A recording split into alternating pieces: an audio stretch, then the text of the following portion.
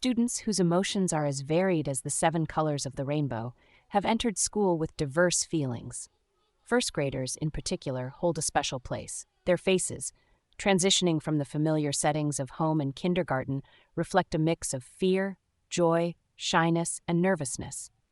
Since schools officially began on September 1st, this marks the 82nd autumn school opening across Mongolia.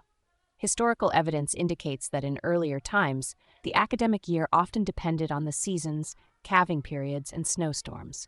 That day, the education sector, with its century-long history, is once again opening a new school year. This year, more than 410,000 children are studying in 325 state-owned and 343 private schools nationwide. Of these, 41,000 children have enrolled in the first grade. The tradition of beginning the school year on September 1st was established in 1943 by the decision of the Council of Ministers of the Mongolian People's Republic. Since then, Mongolia has celebrated the start of the school year every September 1st, now for the 82nd time.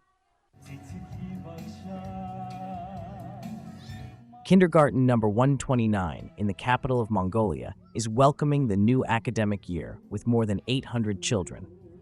The kindergarten admits children from 4 districts within the inclusive education zone.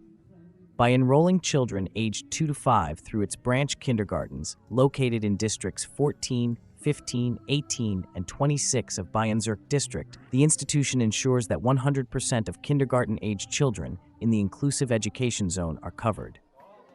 Currently, each class has 45 children. This year, an extension of the kindergarten with 150 additional beds will be commissioned. Once operational, it will reduce class sizes to 20-25 children, meeting the national standard. As a result, teachers' workload will be eased, allowing them to better focus on the individual development of each child. The government of Mongolia has submitted the draft state budget for 2026 to the parliament.